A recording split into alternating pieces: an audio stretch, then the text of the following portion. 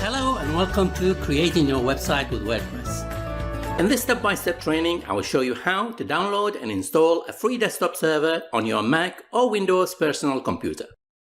This will allow you to create up to 3 WordPress websites on your personal computer without having to pay for a domain or web hosting, so you can learn and practice WordPress website creation for as long as you need. When you have practiced long enough and are completely happy with your website, I will show you how to export your website from your desktop to the internet. Hi, my name is Hassan and I will be your instructor for this training that will help you save money and practice WordPress website creation on your desktop at your own pace without having to worry about buying a domain or web hosting. I will also show you how to create a fully functional basic WordPress website with an image slider homepage, about page, a blog page, a contact page, and a sticky navigation menu. I am super excited to show you how it's all done and can't wait to get you started on your website creation journey. Type www.serverpress.com into your browser address bar and hit enter. You will be presented with ServerPress homepage where you will see a description of the application, desktop server, and the extra features of the premium version. If you scroll down the page, you will see testimonials for the product, and if you click either of the Get Started for Free buttons or the Download button at the top of the page, you will be taken to the Download page where you can watch a short promo video and have a chart showing you the difference between the premium and limited versions. You can also read the answers to common questions. Once you have finished exploring the Download page, click the free download button and you will be taken to the checkout page where you will need to provide some personal info, including first name, last name, and email address.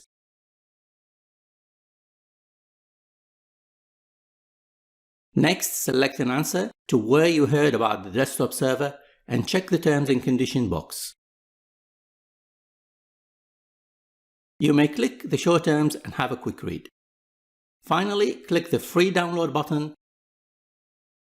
Choose the correct installer for your system and select where you want to save the installation zip file on your computer. Wait for the download to be completed, then extract the installer and install Desktop Server as an administrator. I am using a Windows 10 laptop, but Mac users can follow along by downloading and installing the application in the same way they download and install any other application. Please consider subscribing and click the notification bell to help us grow and provide you with more amazing videos.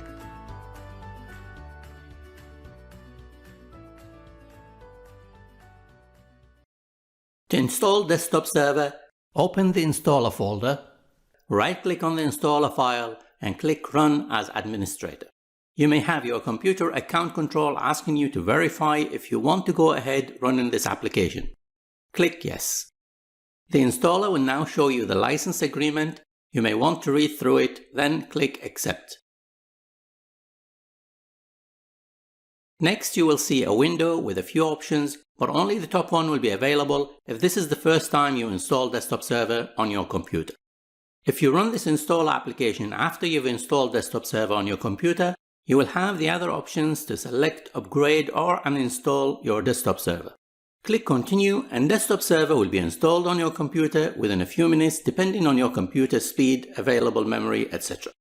Please note that if you have any applications running another desktop server such as WAMP, MAMP, etc., you may be asked to stop or remove them before Desktop Server and XAMPP components can be fully installed on your system. Once the installation is completed, you will see a pop box telling you that you can start Desktop Server and also displaying the path of where it was installed. Click OK, then Finish on the installer window. Next, double-click the Desktop Server shortcut to start the application, and your Desktop Server startup window will be displayed on your desktop. You need to give Desktop Server privileges and click Next. You may have user account control displaying warnings and asking you to verify you want to give Desktop Server access to run these services on your system. Select Yes. Desktop Server will check and notify you that Apache and MySQL services are not currently running on your computer, and you need to start them in order to get Desktop Server to run on your system. You may have your system's firewall displaying warnings and asking you to verify you want to give desktop service access to run these services on your system. Select Allow Access. The next window will notify you that the local web and database services are now running on your system. Click Next and Desktop Server will ask you if you want to create a new development website. You are now ready to install WordPress on your computer. But before you do that, you need to tell your computer to run Desktop Server as an administrator so it doesn't ask you every time to give it administrator privileges, which should save you one step in starting and running the application. To do that, right-click on the shortcut for Desktop Server, click Properties at the bottom, select the Compatibility tab, check the box at the bottom that says Run this program as an administrator, and click OK. WordPress is an open-source content management system, in short, CMS, that was originally designed in 2003 to be used for blogging. Blogging was originally known as weblog, where someone adds new content to their website or web page. Weblog eventually became blog, and as well as referring to writing new content, a blog now also refers to someone's website or web page. For example, my blog. Blogging using WordPress became very popular, and many developers saw a huge potential in creating extras and add-ons for WordPress. And so WordPress evolved from just a blogging platform to a fully featured application that can, with the use of add-ons, be tailored to suit any website. WordPress is free to use, install, and customize to meet everyone's needs, and whatever business or hobby you will use it for, there are thousands of themes, plugins, and widgets that you can utilize with your WordPress site. Unfortunately, most of them are free. Themes, plugins, and widgets are like the little apps you use for your mobile phone to change how it looks or add functionality. This means just by changing a theme or adding a plugin or widget, you can easily change how your website looks and functions. And you can do this as often as you want without needing a programmer. Once you've installed WordPress, you can use it for a photography studio, a restaurant, a gym, or club, as well as any other type of business. That's because there is a huge WordPress community and WordPress add-ons. Over 1/3 of all internet websites are now powered by WordPress. This makes it the most powerful and popular content management system. Some of the largest known companies use WordPress. Here are just a few examples everyone knows that use WordPress for their websites. So why would you even need a website? If you have a business or personal brand, regardless of what you sell or share, unless you have your own website, you have no control. If you use a free platform for your business or personal brand, that platform controls what will happen to your page or website in the future. If you build a business or a community of followers using one of these platforms, at best, one day you may have to pay whatever they ask you to keep it, and at worst, lose it. Facebook, YouTube, as well as any other website hosting platform, can and will change their business terms and conditions at any time, and you can either take it or leave it. And most of the time, you will also lose access to your followers or customers. This is why you should have your own website hosted wherever you choose for a very small cost so you can be in full control. WordPress refers to 3 entities: WordPress, WordPress.org, and WordPress.com. WordPress is the application that powers your website to publish content on the web, and you can download it from WordPress.org. WordPress.org is where the WordPress open source software is hosted, as well as the WordPress software documentation and the forum where you can get help regarding WordPress. And WordPress.com is the website that distributes the WordPress software, which can be hosted for free on the WordPress.com website without installation, or can be installed on your own website, which requires paid hosting. With WordPress.com, you must follow their terms and conditions. You will have very limited customization and storage space, and your domain will be branded with WordPress. For example, www.yoursite.wordpress.com. This is exactly what I described earlier. WordPress.com will have control of what happens to your website, not you. Here is a quote that describes the moral to this: do not put the key to your happiness in someone else's pocket.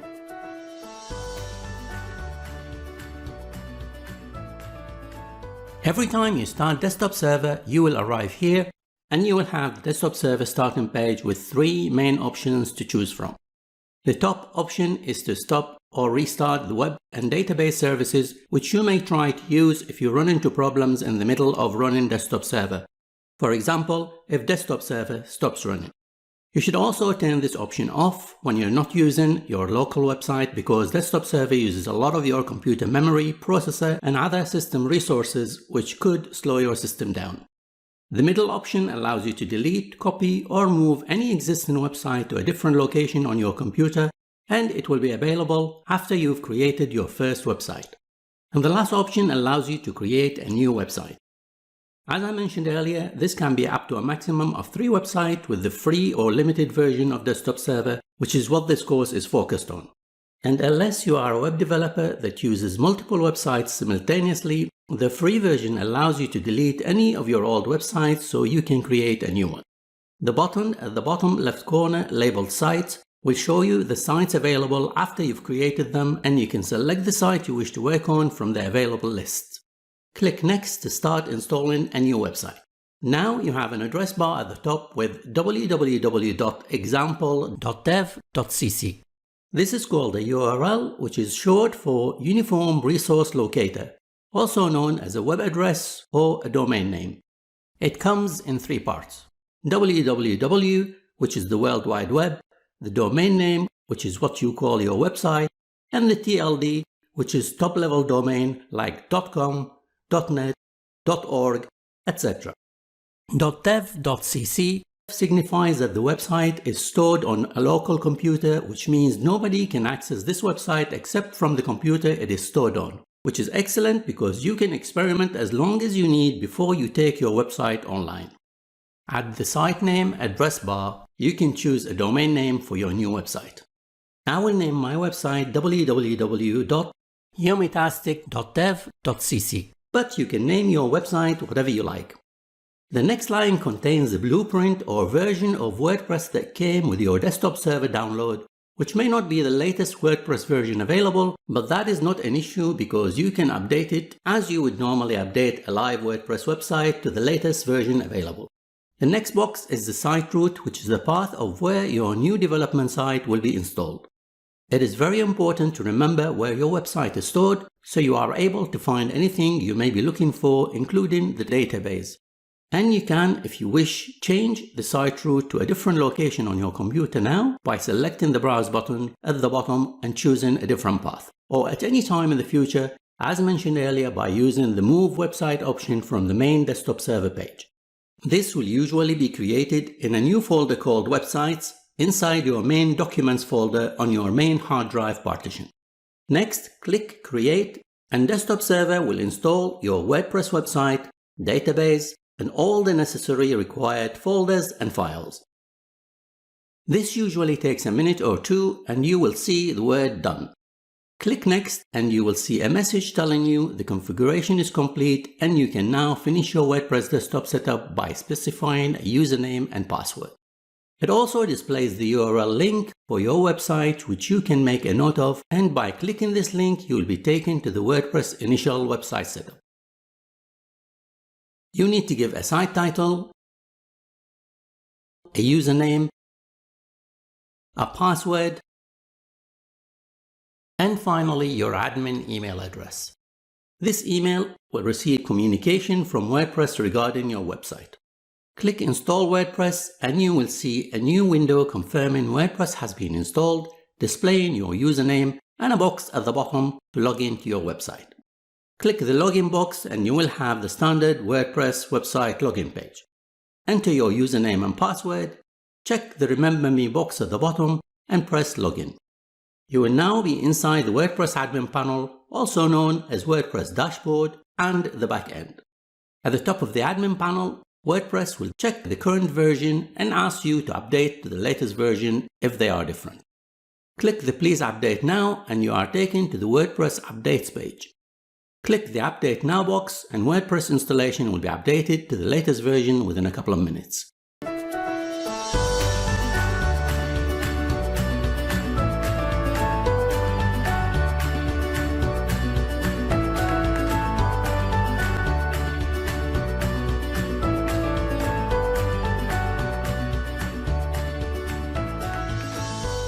Next, click on Appearance in the admin menu, select Themes and activate the latest installed theme.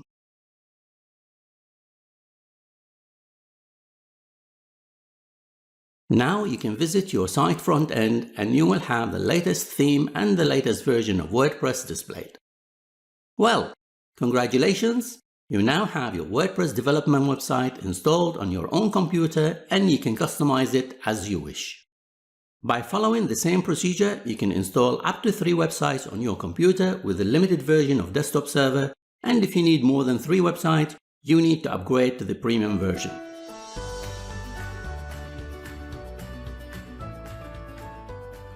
To log into your website, enter your username and password and press Login.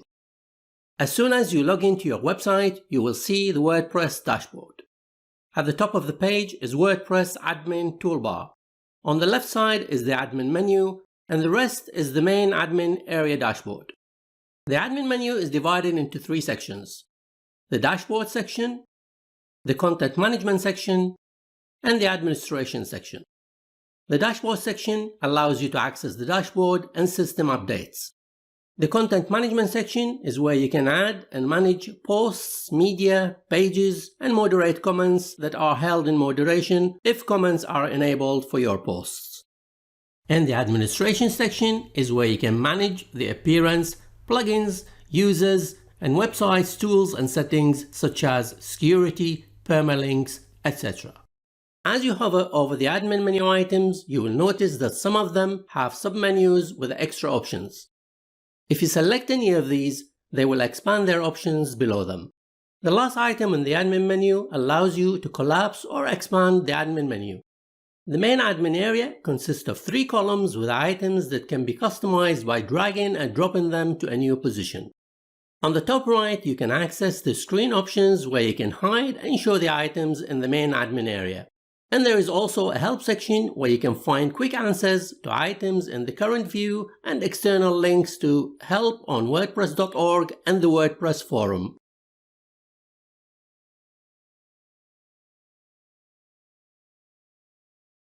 The admin toolbar at the top allows you to toggle between the front and back ends each time you click your website name, as well as adding new content by clicking the New tab. It also shows you the number of comments requiring moderation and information about WordPress. In the far right, you can find your profile and logout options. When you click on a post or any other item on the front end, you will notice an edit button in the admin toolbar which allows you to edit the posts. This is very handy for editing posts and other items as you view them on the front end. When you click to edit, you are taken to the Gutenberg editor in the back end. When you finish editing, click Update and you will notice a new option in the admin toolbar which allows you to view the post in the front end.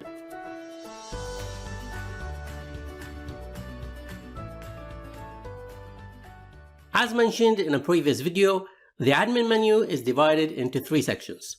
In the dashboard section, you will from time to time see an orange circle with a number notifying you of how many updates are available. You need to update these. You will also get a similar notification next to plugins. You need to update these too. But before updating anything, you should back up your website. This is important in case anything goes wrong during the update. In the content section, we have posts, media, pages, and comments. Posts are articles you create with text and media. Media can be pictures, videos, documents, etc., and you upload these into the library. Pages include the home, about, contact, and any other pages you need for your website. These are referred to as static pages. These can be added to the navigation menu bar or any other menu you create. Comments are what your visitors leave on your blog posts if you allow comments to be made. They will be held in moderation and the related number will be shown in the admin menu bar at the top. It is very important to moderate these comments as people expect you to interact with their views regarding your posts. If for whatever reason you are too busy to deal with comments, you should either disable them or assign another qualified person to moderate them. The appearance menu includes themes, Customize, Widgets, and Menus. If we select Widgets, we can see what is already installed, and these can be added or removed by dragging and dropping to the sidebar or footer sections. Widgets are small apps that add functionality to your WordPress website. Examples can be a calendar, search box, recent posts, or text box. Menus include pages, and these can also have submenus. Selecting themes shows the installed themes and the current active theme. Here you can customize the active theme, delete other installed themes, and install new themes. Now, by clicking on our site title, we can see what our website looks like to visitors. Also, by changing our website theme, we can change the look of our front page as well as the rest of the pages. If we go to Appearance, then click Themes, we can see the current theme has the word active. If we activate another theme and refresh our website, we can see our website has a new look. And we can also explore other themes on WordPress.org.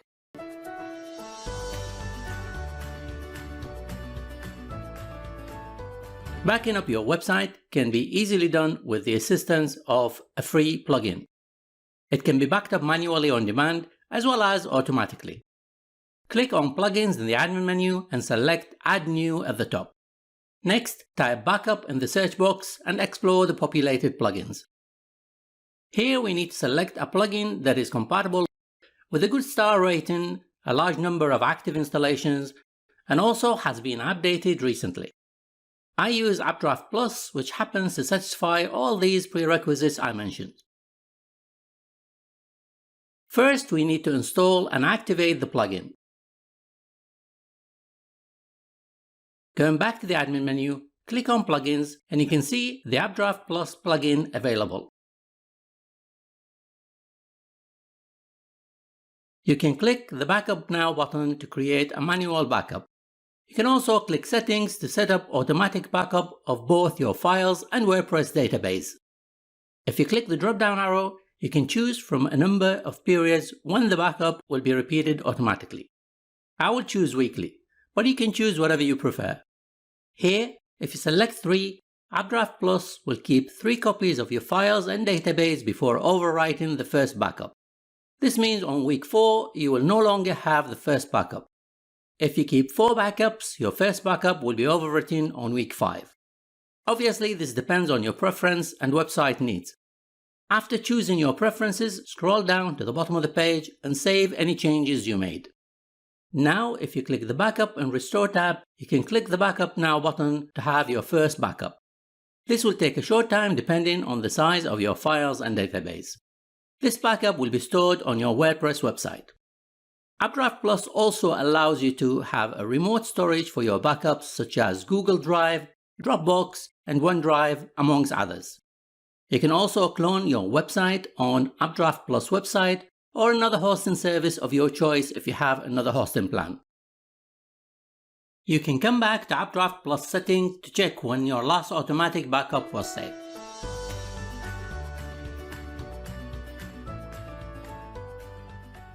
It is always a good idea to have a clean start with your first WordPress website, and by this I mean to start fresh by deleting all the pages, plugins, and extra themes that were pre-installed with your WordPress installation. WordPress installation provides samples for people who install WordPress for the first time to give them an idea of where to start and how things look like from a first perspective point of view. But because you will receive guidance from me and I have created many WordPress websites, you do not need these samples, as I will show you step by step how to create your own complete website.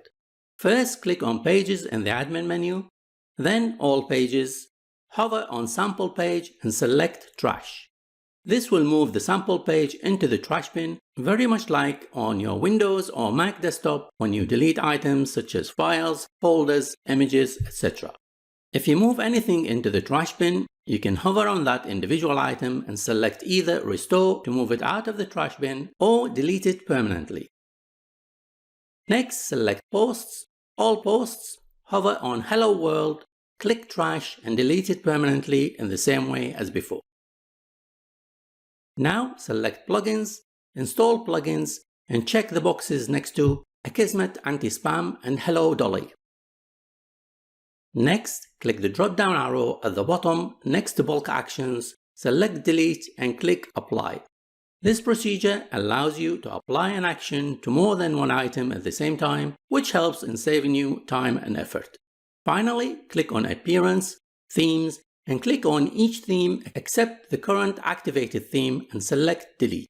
This will delete these themes from your website, but you shouldn't feel any sense of loss because you can reinstall any theme or plugin again at any time you wish within a couple of clicks. It is a good practice to remove any extra files and resources that you are not using from your website. This keeps it clean and makes it easier to visualize what you're working with, as well as save storage space and sometimes even speed things up. Now that we have cleaned up unnecessary pre-installed items, we can start to customize our website.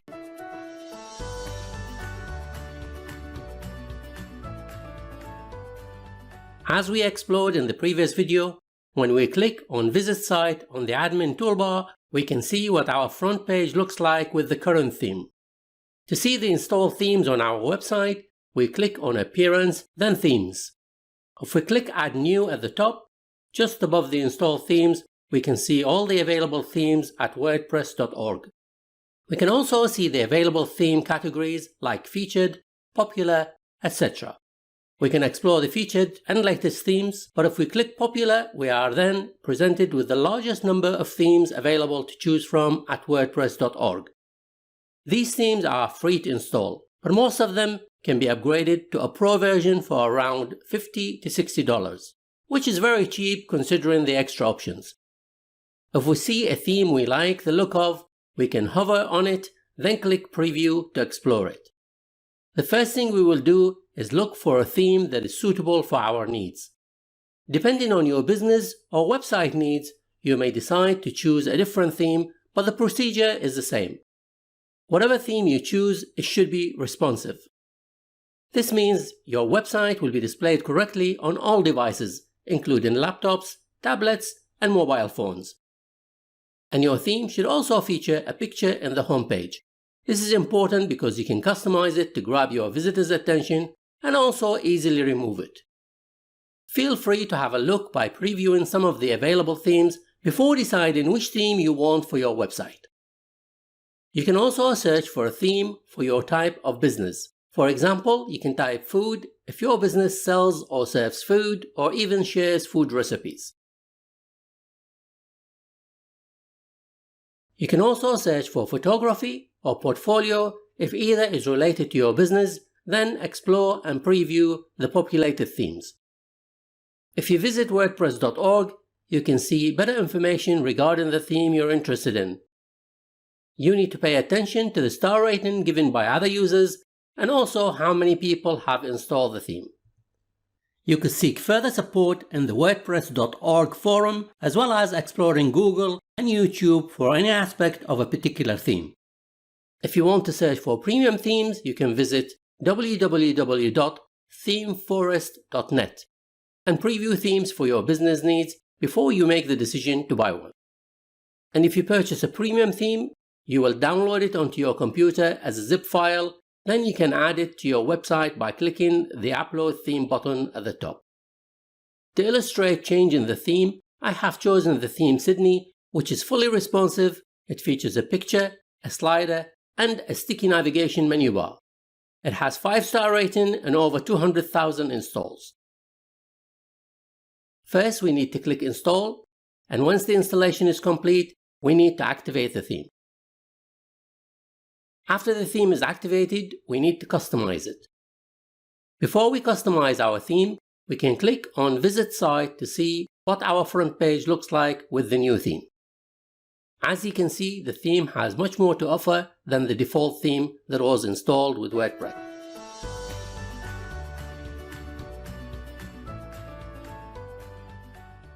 When you install a new theme, you need to pay attention to any recommendations for the new theme to be fully utilized. Here we can see the recommended actions, and we need to click on both of these to install and activate the required plugins.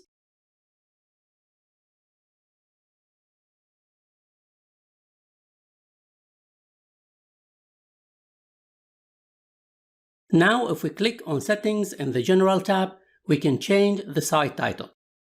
By default, most new WordPress installations have the title My CMS, which is short for My Content Management System.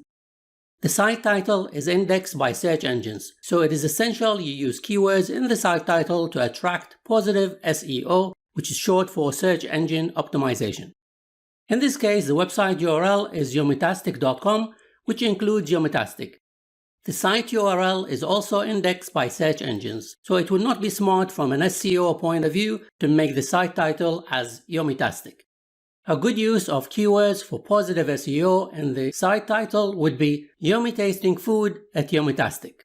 This title uses keywords related to the website's activity, which attracts visitors searching for food, yummy, tasting food, and yummy food. The tagline could be used to further describe your site's activity, for example, restaurant, delivery, or recipes. As this is a food blog, I will just make the tagline easy to follow recipes. I would keep the WordPress URL and the site address URL as they are. Next, the email address must be the registered admin email. You can change this through the web hosting by adding a new admin email address. Otherwise, leave it as it is. The membership checkbox should be left unchecked to prevent unwanted registrations. The new user default role should stay as subscriber, but you can assign a different role to specific personnel. You can change the site language, the time zone,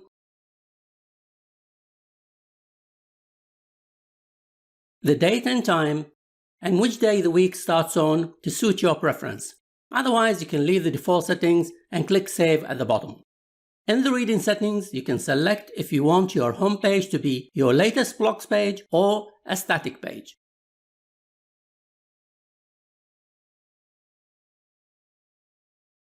Here you can choose the maximum number of posts your blog page displays, and also if you want to display the full text of your post or just a summary. Selecting text summary allows you to save space and keeps your displayed posts organized. Until your website is completed, you should keep this box checked to discourage search engines from indexing it. Just remember to uncheck it when your website is ready. In the permalink settings, you can select how WordPress allocates name to your posts and how your posts are displayed in the post URL. The default setting is plain, where posts are allocated a sequential number, i.e. p equals 21, p equals 22, etc. To show you this, I created a sample post and named it Hello My CMS. When I select this post, you can see the permalink for this post is the website URL followed by a /, a question mark, then the post number, which is 21 in this case. Now, if we change the default post permalink to the post name,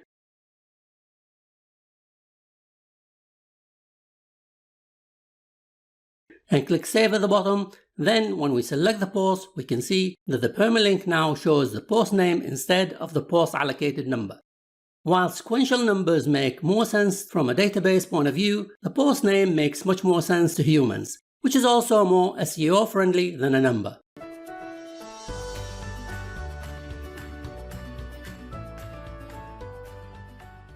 I will now show you how you can add images into your media library, which you can use with your Sydney theme or any other theme you will use with your WordPress website. Click on Media in the admin menu, then click the Add New button at the top. Next, you can either drag and drop the images into this box, or click Select Files and locate the images on your computer. Either way, the images will be uploaded into your WordPress media library within a minute or two.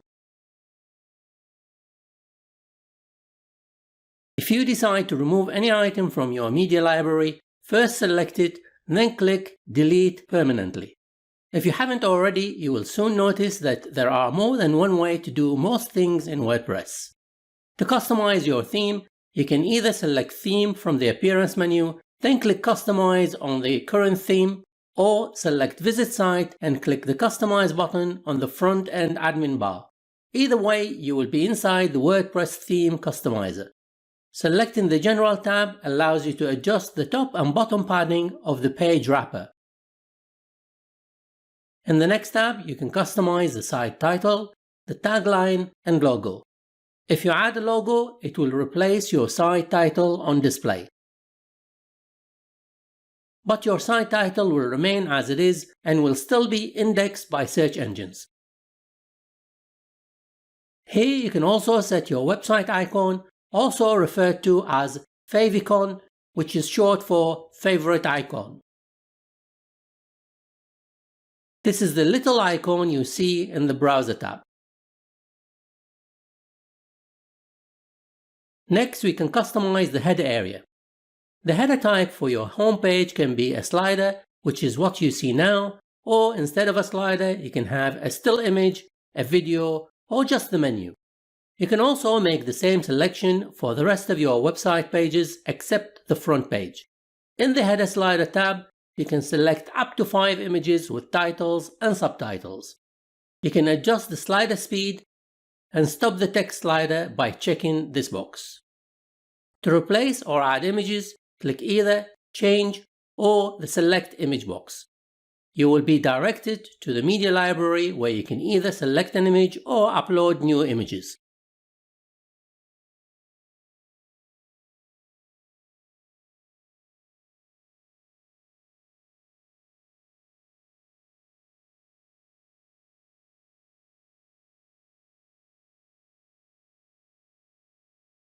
You can also overwrite or enter new text for the title and subtitle for each image you insert. You can adjust the text for the call to action button and also insert any URL link for when the button is pressed.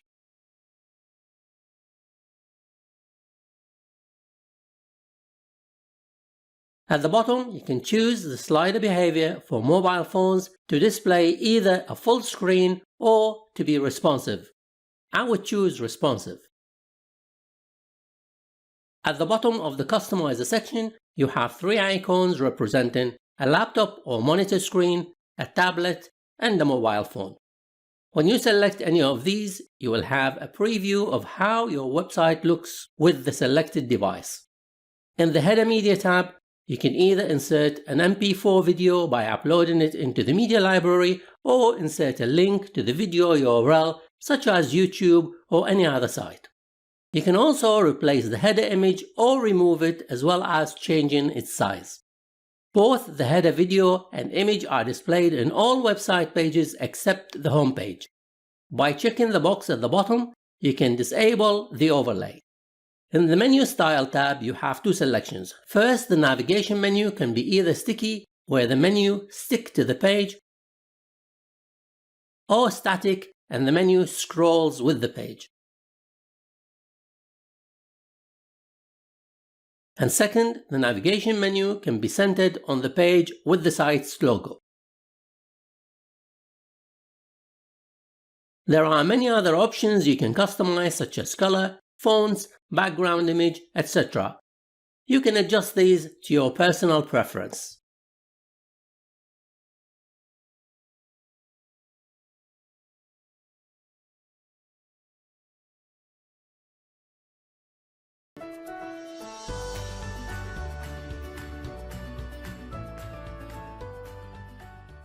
In order to create a menu, you need to create pages first to add to the menu. And any page you add to your menu can become a submenu by adding pages to it.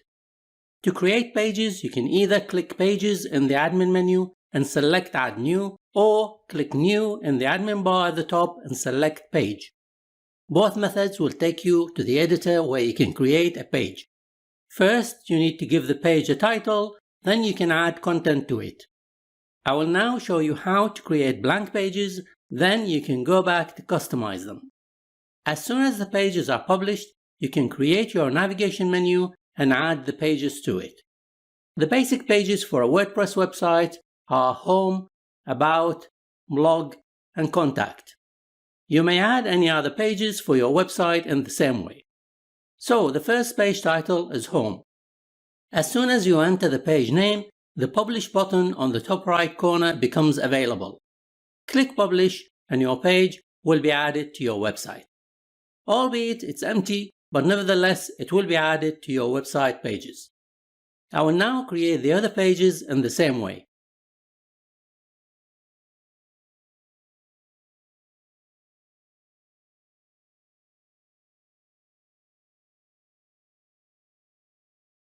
Next, click the Appearance menu and select Menus, then click Create a new menu. You can give your navigation menu any name you wish. I will call it Main Menu. You can see all the available pages that can be added to your menu. Check the box next to the pages you want to add to your menu and click Add to Menu. The sequence of the pages on the navigation menu are left to right, which corresponds to the pages here from top to bottom. If you want to relocate any page, just click and drag it to the position you wish. You can also create nested menus by adding pages under the page you wish, but slightly indented to the right. You will notice that WordPress will add the label sub-item to any page that is nested inside another page.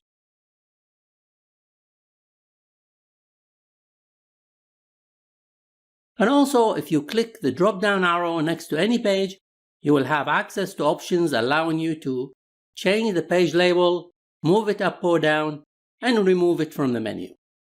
When you're happy with your menu, click Save and your menu will be live. If you click Visit Site, you will see what your menu looks like to visitors. If you click on any page, you will be directed to that page, even if it is empty. We now need to change our home and blog pages to be dedicated static pages. We do that by going to the Reading settings in the admin menu and select Home as the home page and Blog as our blog page. Then click Save at the bottom.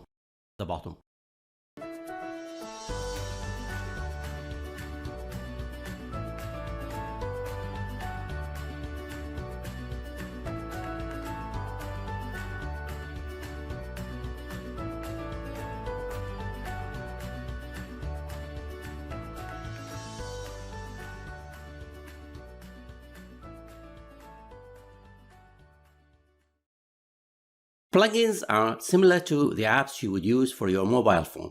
They add functionality to your WordPress website.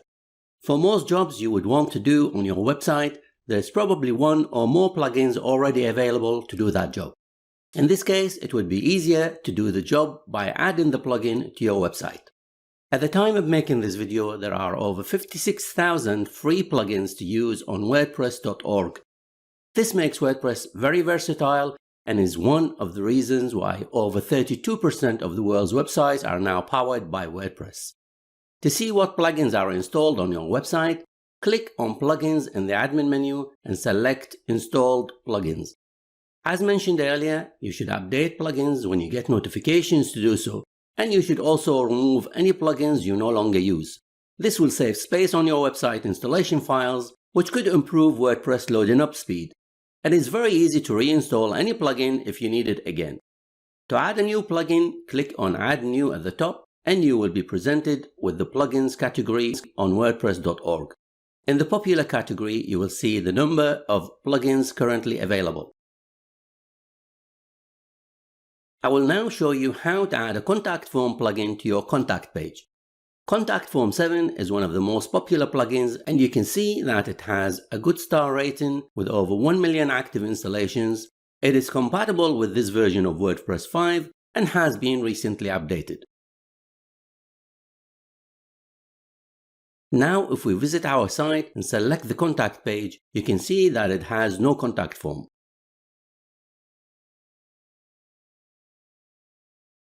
Go into the back end and select in Pages, we can choose the contact page to edit it. First, we will add a message for our visitors who wish to contact us to fill in the contact form. Next, in the admin menu, you will notice that we now have a new menu item named Contact. Click on Contact Forms and you can see there is Contact Form 1 pre-installed. Here you can see a shortcode that you can insert anywhere on your website to have the contact form displayed. We need to copy this shortcode by highlighting it and pressing Ctrl+C or Command+C. Next, we can go back to our contact page and use Ctrl+V or Command+V to insert the shortcode under the message we wrote. We need to update the contact page, then click View Page in the admin bar at the top. You can see that our contact page has a contact form where visitors can send us a message by email. Obviously, you need to ensure the email address linked to this contact form is the correct email address where you would receive these emails. If you remember, I mentioned earlier when we were exploring settings in the admin menu that in the website's General Settings tab is the admin email address. This is where your contact emails will be sent. Widgets are mini apps that add specific functionality to your WordPress website. They are generally added or removed to or from the sidebar and footer areas. You can access widgets from the Appearance tab in the admin menu. Here you can see all the available widgets and also which widgets are already added to the sidebar. If you visit any of your website pages, you can see the widgets on the sidebar. To add or remove a widget, just drag it onto or away from the sidebar or footer areas. By removing any widget from the sidebar, for example metadata, then refreshing your page, you no longer see the widget on the front end. It is as simple as that.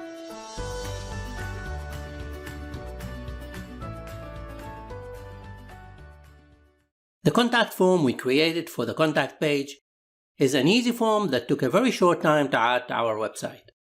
And while it fits in okay on desktops and tablet screens, some of its fields are too wide for a mobile screen and we need to fix them. The easiest way to do that without using code or adjusting the cascading style sheet, otherwise known as custom CSS, is to edit the form itself with WordPress editor. This is extremely simple and takes a couple of minutes to do. Okay, let's get our contact form fixed. Log in to the dashboard area and click on Contact in the admin menu. Next, hover over the name of your contact form and click Edit as it appears under the contact form name. The contact form is now open for editing. We need to edit the three fields at the top.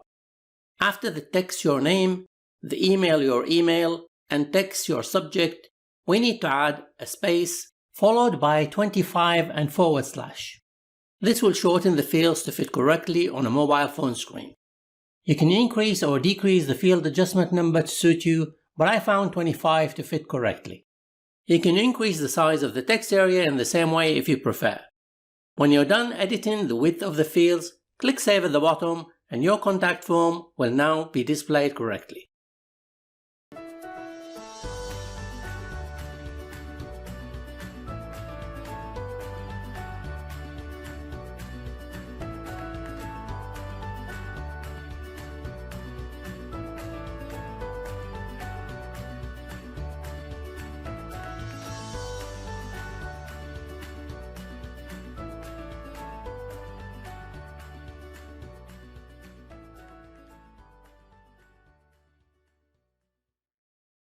To create a new post, you can either click Post in the admin menu and select Add New, or click New in the admin bar at the top and select Post. As soon as you do either, you will be in the Gutenberg editor where you need to give your post a title and then add content to it. Type the title for your post and start typing your content below it. The new Gutenberg editor is a complete revamp from the old classic editor that WordPress has been shipped with before WordPress 5. If you have used the classic editor in WordPress previously and would rather use it instead, you can add it as a plugin. Click on Add New in the Plugins tab and type Classic Editor. This is the plugin which has been created by WordPress contributors. You will notice that it has over 1 million installations, it is compatible with WordPress 5 and has been recently updated. Click Install, then Activate, and you are ready to use the classic editor instead of Gutenberg. But I will now continue using Gutenberg to quickly go over some of the features it has to offer. Instead of using a simple style of editing, Gutenberg uses blocks that you can add to create a magazine style of typesetting with columns and a mixture of text, images, graphics, as well as audio, video, and many other media types. Let's create a new post. Give it the title, The Key to Your Health. Now you can start typing your content. I will just copy and paste some text from a Word document file on my laptop, then give it some formatting. Click on this button to change the type to a heading or title. You can change the heading from H2 to H3 or H4, which will change the text size. To insert an image after the heading, just place the cursor at the end of the heading text and press Enter on your keyboard. This will add a new block for our image. You can also add a new block by hovering over the text block and clicking the plus sign at the top. By clicking the plus sign, you will have access to the list of currently available blocks that you can insert into your post. If you select the image block, you can upload an image, add one from the media library, or insert a URL for an image from an online source. I have already added some images into the media library for this post, so I'll just select one. I will now use the same procedure for the other two headings and two images to complete the content for this post.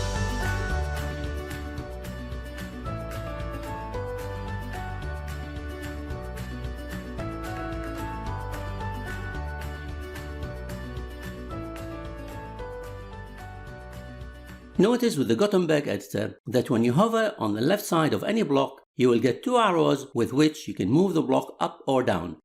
And if you click the icon in between, you will get a formatting bar at the top. The button on the right of the formatting bar gives extra options including settings, duplicating the block, inserting a block before or after, or removing the block. Once you are happy with your post content, you can assign a category and add a featured image to your post. Categories help your website visitors find what interests them and help them locate specific posts easily. A featured image is the main image for your post that will be associated with your post when it is shared on social media. While formatting your post blocks, the sidebar may sometimes disappear or change to a block-specific sidebar. To access your main post sidebar, you can click the settings icon at the top right corner. If you click on the categories drop-down arrow, you can designate your post to a specific category or click Add New to create a new category.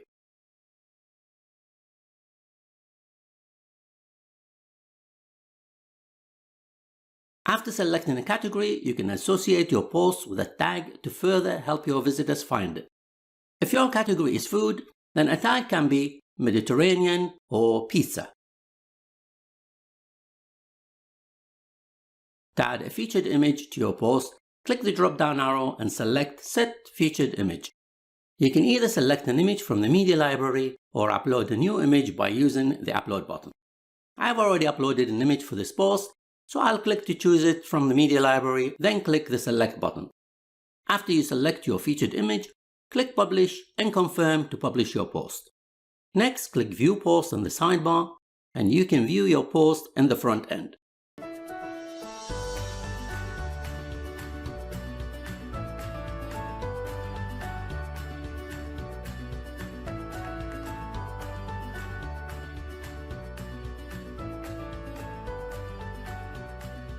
If you want to change anything, you can click Edit Post in the admin bar at the top or click the website name to go back to the dashboard.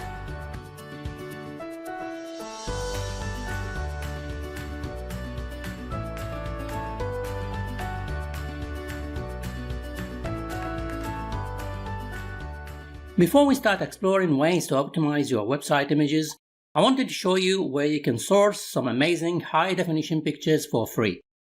One of the best websites to find and download free HD images is Pixabay.com. Once you arrive at Pixabay, start typing in the search box what you're interested in, and for most popular searches, you will have a number of pages with hundreds of images to choose from.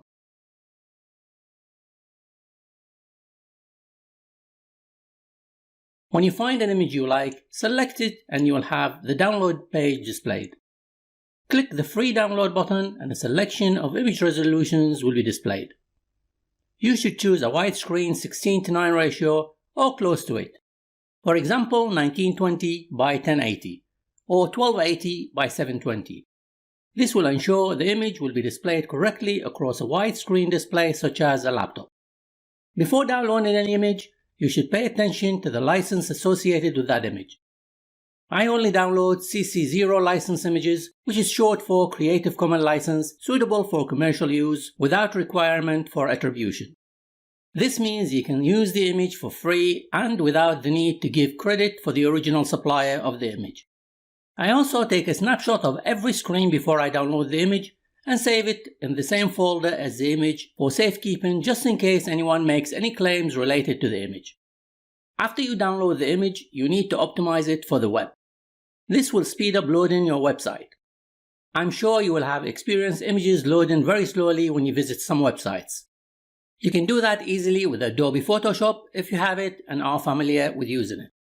Alternatively, you can upload any image to a number of online websites who provide image compression service for free. Just search Google for image compression online. I have tried many of these websites and they all vary in the amount and quality of compression they provide. For best results and ease of use, I use JPEGoptimizer.com. All you need to do is click the Browse button to locate your JPEG image. Use 50 for the compression and 1280 for full-size screen images or 720 for all other images that you would use in your post and other places. After the compression is completed, you will see the compressed image with the original unfinished dimensions and file size. In this case, the original file size was just over 1000 kilobytes and ended up reduced to 87 kilobytes. That's less than 1/10 of the original file size. Considering the quality of the compressed image, the reduction in the file size is absolutely amazing. To save the compressed image back to your computer, right-click on the image and select Save Image As and save it where you wish. Here you can see the original and compressed images side by side with hardly any noticeable loss in image quality.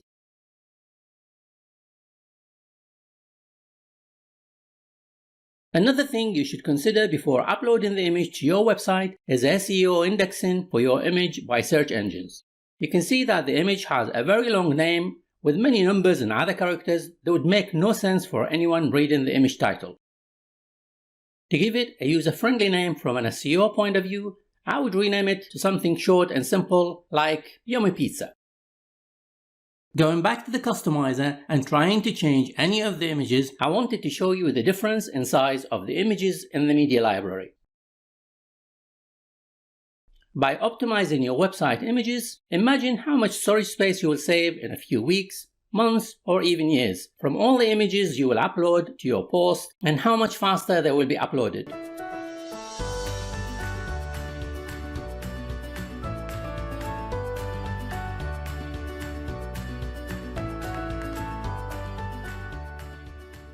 Click on Pages in the admin menu and select Edit under the About page. As you can see, the About page does not have any content. And if you click View Page in the admin toolbar at the top, the About page will be displayed, but it is empty. Going back to the dashboard, we can now add some content.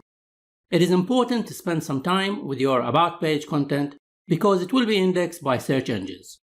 I have just written a sample text document which I will copy and paste here to show you the procedure. Once the text is inside the editor, we can add some formatting and an image that is related to the type of website. I will select this text and change it to heading 3 size.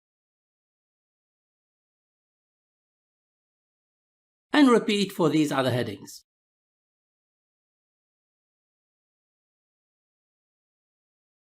Now I will click the plus sign above the first text paragraph and insert an image block. I will click the Media Library button and add an image that I have downloaded from pixabay.com and optimize at jpegoptimizer.com. Once the image is inserted, click on it, select it, and type an alternative text for it. This is a description of the image that is used by search engines, so it is important to type a meaningful descriptive name. Next, click Update at the top and View Page in the admin toolbar. Our About page now looks much better than before. Now, our Sydney theme comes with a header media that does not relate to our website, so we need to do something about it. Click on Customize, and here we have 2 options. The first one is to hide the image. Click Publish and all our website pages except the home page will be displayed without a header image. The second option is to click Add a new image and replace it with another one that is related to our website. I have found 2 more images on pixabay.com that I can use as a header media. Click on the image to choose it, and then click the Select and Crop button at the bottom right corner. Next, click Publish to update the page, then refresh the browser to see the changes we've made. The image is more suitable, but it has this overlay that makes it too dark for my liking. Going back to the customizer, I can scroll all the way down the page and check the box to disable the overlay. We need to publish the page for the changes to take effect, then refresh the browser again to see the updated page.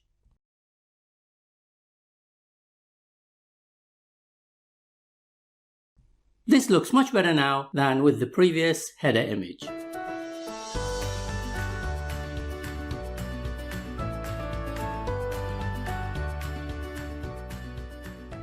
Your domain name is the address or URL for your website. It is your www.yourdomainname.com or .net or whichever TLD you choose. To reach your website, people type your domain name into their internet browser address bar. Your domain name should be related to your business or blog.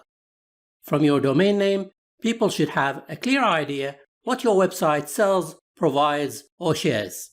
It should be easy to remember. That way, you will generate more visitors traffic for your website. And it should also be easy to write when people want to visit your website. These may sound too obvious, but you could lose a lot of visitors if you choose a domain name that has no connection with what your products, services, or brand are all about. Especially people that don't know you and are searching on Google or YouTube for your products, services, or personal blog. That's because search engines index your domain name and help people find it when it is related to everything else on your website, like pages, images, videos, and blog posts. A domain name can be www.yourproductname.com, www.yourbrand.net, www.yourservice.org, or whatever you would like your website name to be. I recommend using the .com over any other top-level domain, because that's the most popular and what people usually look for. I also recommend you do not use a hyphen, underscore, or even numbers in your domain name unless absolutely necessary. Over time, a large number of people will be typing your domain name using a mobile phone, and that would mean extra work to type your domain name as well as more chances of getting it wrong. You can search to check if the domain you have in mind is available by typing the name in any online domain registrar such as GoDaddy or Namecheap. I started creating websites when I worked in Europe over 10 years ago, and I use a company called papaki.com. Currently, I have 9 domains all under one hosting plan, which works out pretty cheap. Regardless of what domain registrar you use, to search for your domain name, the procedure is the same. You type your domain name into the search box, and a few seconds later, a list of available domains will be displayed. You should bear in mind that popular names will have already been taken, so you need to be patient and keep trying. Try to be creative, and you will find something you will be happy with. A few days ago, I wanted to buy a domain for a food blog, and I searched for yummy.com, yumyum.com, yummylicious.com, amongst many, but all were taken. In the end, I found yummytastic.com available, which is a simple domain name that is easy to remember. From the name Yummytastic, people immediately have an idea that it is related to food. This is what I have been trying to explain. As soon as you find the domain name you like, double-check to ensure the spelling is correct, then click the Add to Cart box.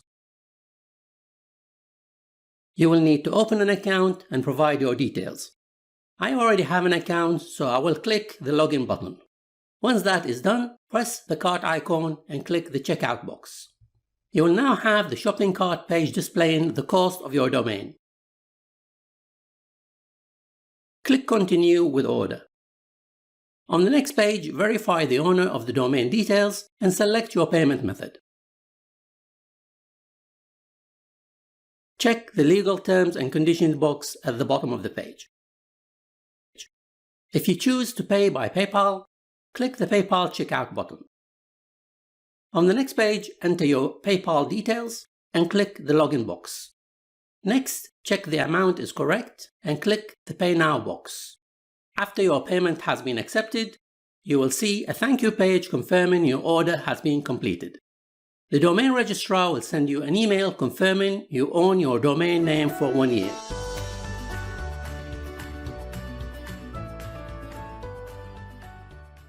Web hosting is where your website files are stored. When people visit your website, they type your domain name into their internet browser, and your domain name points them to where your website's files are hosted so your visitors can see them. Your website files include your home, contact, about, and all other pages, posts, pictures, and everything else you store on your website. Your domain name can be purchased from a different company than the hosting plan for your website. That means you can buy your domain from one company and your hosting plan from another. Most companies have offers to tempt you to buy your domain, hosting, or both. So if you shop around, you could save some money. These offers will expire after the initial period you pay for and will go up to the normal price. So bear in mind that the price you pay initially is not what you will be paying after the initial period. When you buy your hosting plan, your hosting company sends you an email that contains 2 name servers. These 2 name servers are where your website files will be hosted, and you need to input them where your domain is registered, even if it is the same company, so your domain points to your website files. To do that, you need to log in to your domain registrar account and enter these 2 name servers into the name servers at your domain registrar and click Update Name Servers. Once you've entered the 2 name servers that your hosting company email you for your hosting plan into the name servers at your domain registrar, your domain and hosting are then paired and your website visitors can see your website files. Obviously, you first need to create your website, make it wonderful, and then tell the whole world all about it. You can try HostGator.com or Bluehost.com. Both are established hosting companies.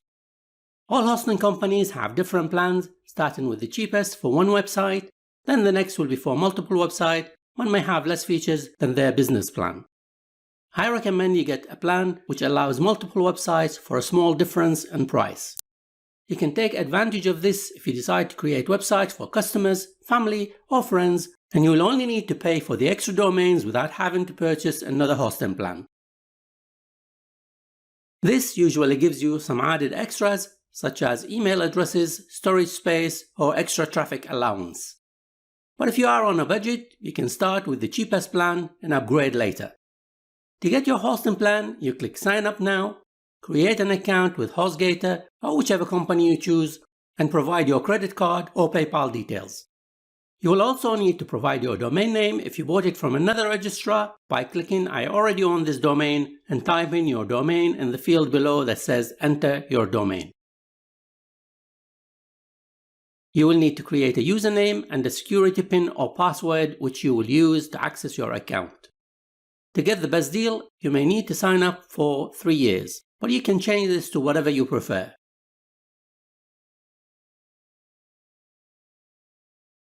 Also, you can remove any hosting add-ons because we can do most of these services with free WordPress plugins.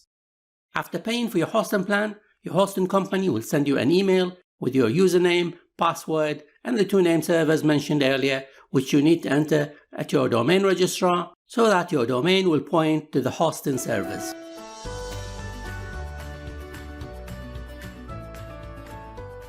After buying your hosting plan, your hosting company, HostGator, or whichever you bought your hosting plan from, sent you an email or 2 with your account info. The emails contain your username and password, the 2 name servers for your hosting, and a link to the hosting control panel, also known as cPanel or Plesk, amongst others, depending on your hosting company. I bought my new domain from the same company I have my web hosting with, so my email just tells me my domain registration has been successful with a link to the control panel. The first thing you need to do is log into your domain name registrar and update these 2 name servers. You will see the domain you registered with the expiration date, a button to renew it, and the current domain name servers DNS1 and DNS2, and here are what the name servers should be. Double-click the domain name to access the domain page where you can see all the available options. Click the name servers box, and here you can either type the hosting name servers directly, or if your domain and hosting are with the same company, you can select the active name servers for other domains.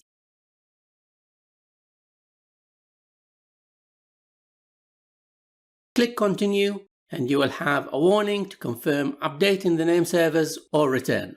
Click Update Name Servers. You are now back at the original page with a message informing you that your host and name servers are being updated.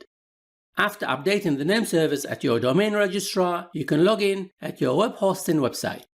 We will now explore the cPanel, and after that we will explore the Plus control panel. You can either click the control panel link in your email or copy and paste it into your browser. Either way, you will arrive at the login page. You can now use your username and password to log in. Then you will see the control panel. You need to scroll down the page, find the Software/Services section.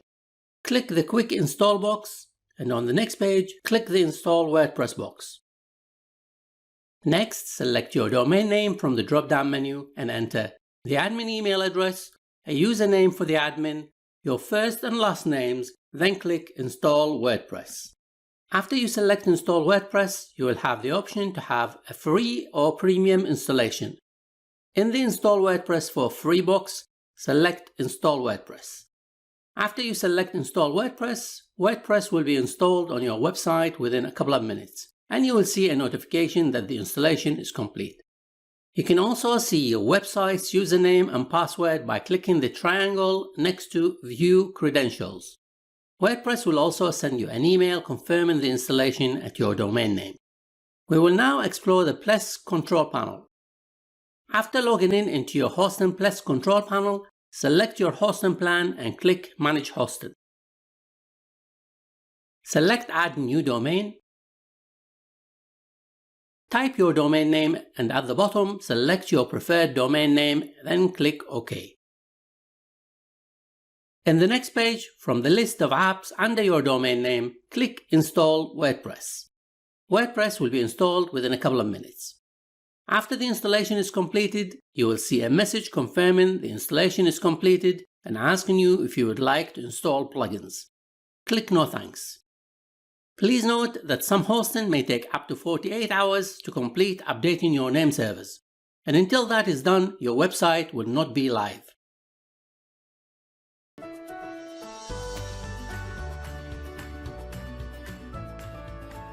In order to migrate your completed WordPress site from your desktop to an online website, you need to install a plugin on both sites.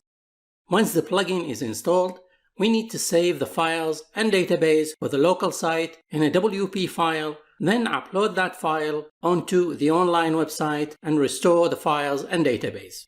This procedure will completely override the online website, so be sure to back up any files you want to keep. Migrating your website should take around 15 to 20 minutes, depending on the size of your original website files and database, your computer, and the internet downloading and uploading speeds. Going into the dashboard for the local website, it is a good idea to update all available system updates, including plugins and the active theme, before migrating the website if any need updating. Once you are ready, click on Plugins in the admin menu and select Add New. Type all-in-one WP migration in the search box and have a quick review of the plugin information. As you can see, this plugin has a high rating with over 2 million active installations, has been updated recently, and is compatible with this version of WordPress. Click Install, then Activate, and now you have this plugin added to your local site. If you look under Tools in the admin menu, you can see a new item named All-in-One WP Migration. If you hover over it, you will see three options in the submenu: Export, Import, and Backup. Click Export and you will have the plugin options page. Click the Export to option at the bottom and it will expand to show you all the possible formats you can migrate your site to.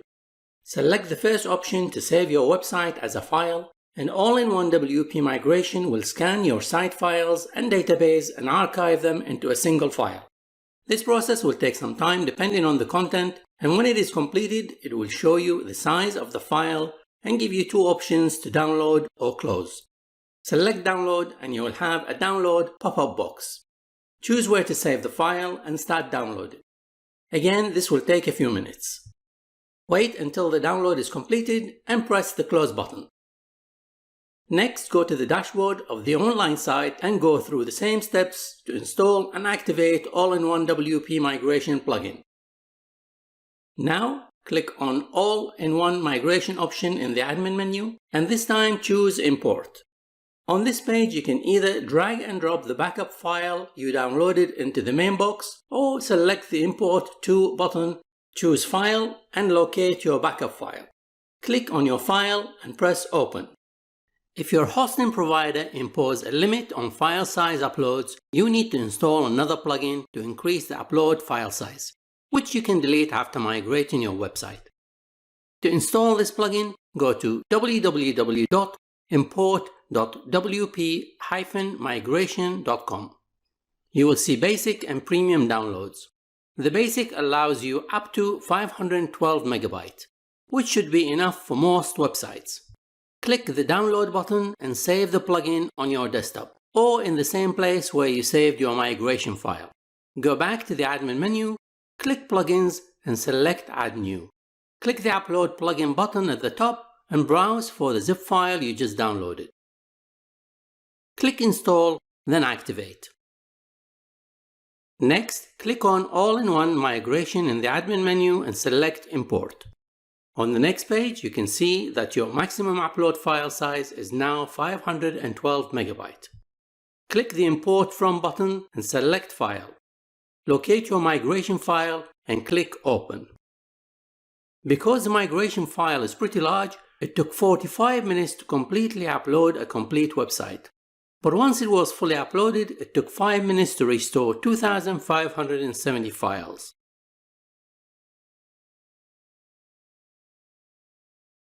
Now, All-in-One Migration will scan your file and display a warning window informing you that the process will overwrite your website files and database. Also, if the PHP versions are different on both websites, it will warn you that this may cause the process to fail. Click Proceed. You will see another pop-up window telling you the data has been imported successfully.